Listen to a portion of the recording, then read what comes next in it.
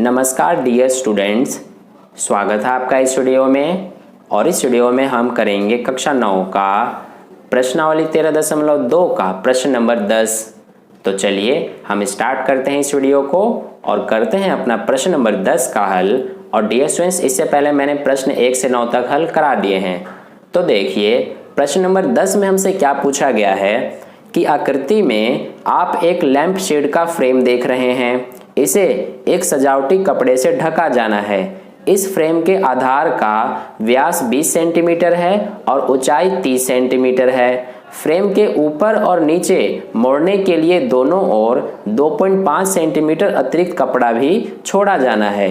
ज्ञात कीजिए कि लैंप शेड को ढकने के लिए कुल कितने कपड़े की आवश्यकता होगी।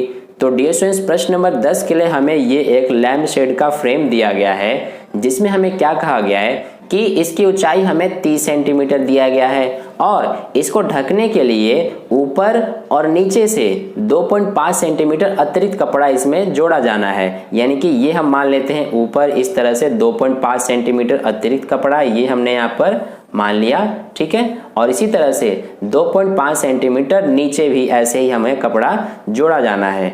तो इस तरह से ये हमने यहाँ पर 2.5 सेंटीमीटर नीचे भी ऐसे बना लिया, ठीक है। ये हमें यहाँ पर इस तरह से कपड़ा जोड़ा जाना है, ऊपर भी और नीचे भी।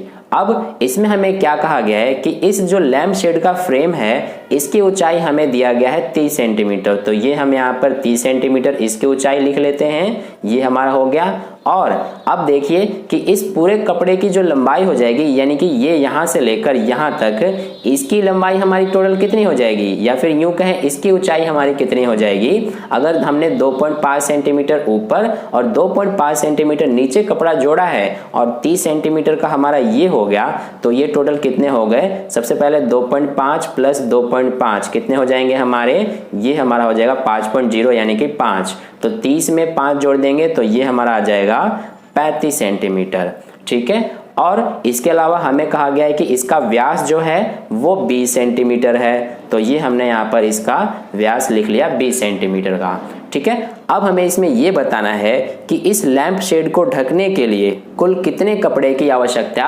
होगी। तो इसको हम कैसे ज्ञात करेंगे। हमें पता है कि जो हमारा ये लैंप शेड है ये बेलन के आकार का है, इसलिए हम यहाँ पर बेलन का वक्र पृष्ठीय क्षेत्रफल का सूत्र लगा देंगे तो हमें पता चल जाएगा। तो यहाँ पर देखिए हम इसके सॉल्यूशन में क्या करेंगे। सबसे पहले हम यहाँ पर लिख लेंगे कि जो हमारा फ्रेम है इस फ्रेम के आधार का व्यास, तो ये हमने यहाँ पर फ्रेम के आधार का व्यास लिखा, जो कि हमें कितना दिया गया है, ये हमें दिया गया है 20 सेंटीमीटर का, ठीक है। अब यहाँ पर हमें इसका वक्र पृष्ठीय क्षेत्रफल ज्ञात करना है, जिसमें हमें त्रिज्या की जरूरत पड़ेगी। तो इसलिए यहाँ पर अब हम त्रिज्या ज्ञात कर लेंगे। तो सबसे पहले लिख लेंगे हम फ्रेम के आधार की त्रिज्या, तो ये हमने यहाँ पर लिखा। अब यहाँ हम त्रिज्या कैसे ज्ञात करेंगे, व्यास में 2 से भाग दे देंगे। तो हमारा है व्यास 20 बटे में 2 कितना आ गया 10 सेंटीमीटर, ठीक है। अब इसके अलावा देखिए हमें जो फ्रेम है, फ्रेम की ऊंचाई हमें 30 सेंटीमीटर दी गई है। तो यहाँ पर हम फ्रेम की ऊंचाई भी लिख लेंगे।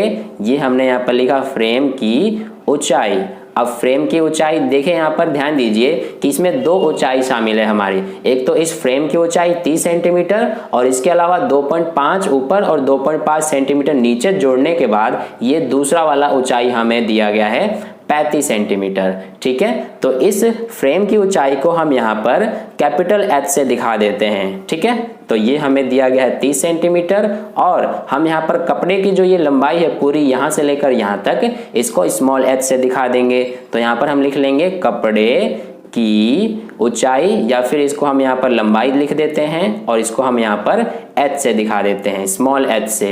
तो ये हमारा कितना हो जाएगा, हम कैसे ज्ञात करेंगे ये जो हमारा लैंप शेड का ऊंचाई है यानी कि 30, इसमें हम 2.5 सेंटीमीटर जो ऊपर कपड़ा जुड़ा है वो प्लस कर देंगे, प्लस 2.5 सेंटीमीटर जो नीचे जुड़ा है उसको प्लस कर देंगे। तो ये हमारे पास आ जाएगा निकल के 35 सेंटीमीटर का, ठीक है। अब यहाँ से हमें ज्ञात करना है आवश्यक कपड़े का क्षेत्रफल। तो यहाँ से हम ज्ञात कर लेंगे आवश्यक कपड़े का क्षेत्रफल। देखिए सबसे पहले हम यहाँ लिख लेंगे कि आवश्यक कपड़े का क्षेत्रफल। तो ये हम कैसे ज्ञात करेंगे, जैसा कि हमने पहले ही बात किया इसके बारे में, हम बेलन का वक्र पृष्ठीय क्षेत्रफल का सूत्र लगा देंगे। तो ये हमारा 2 पाई आर एच होता है, तो ये हमने यहाँ पर लिख लिया। अब इस सूत्र पर मान रख देंगे, ये हमारा 2 गुणा पाई का मान 22/7 गुणा आर कितना है हमारा 10 सेंटीमीटर, तो ये 10 लिख लिया, गुणा एच है हमारा ये 35 सेंटीमीटर, तो ये हमने यहाँ पर 35 लिख लिया। ठीक है, अब देखिए यहाँ से ये 7 एकम 7, 7 पंजे 35, ये तो कट गया। क्या बचा हमारे पास 2 गुणा 22, 22 दूना 44, 44 को 10 से गुणा किया तो 440, 440 को 5 से गुणा करेंगे तो आ जाएगा 2200 सेंटीमीटर स्क्वायर। ठीक है, तो इस तरह से ये हमारा आवश्यक कपड़े का क्षेत्रफल 2200 सेंटीमीटर स्क्वायर आ गया। तो इस तरह से हमारा प्रश्न नंबर 10 का हल कंप्लीट होता है। आई होप आपको प्रश्न का हल काफी अच्छे से समझ में आया है। अगर समझ में आया है तो इस वीडियो को लाइक कर दीजिएगा। पहली बार वीडियो को देख रहे हैं तो चैनल को सब्सक्राइब करके नोटिफिकेशन बेल का आइकन जरूर प्रेस कर लीजिएगा और अपने दोस्तों के साथ भी इस वीडियो को शेयर कर देना। और कहीं पे भी कोई डाउट है प्रश्न में तो आप कमेंट करके मुझसे पूछ सकते हैं, मैं आपको समझाऊंगा। तो फिर मिलते हैं अगले वीडियो में नए प्रश्न के साथ, तब तक के लिए अपना ध्यान रखिए। धन्यवाद।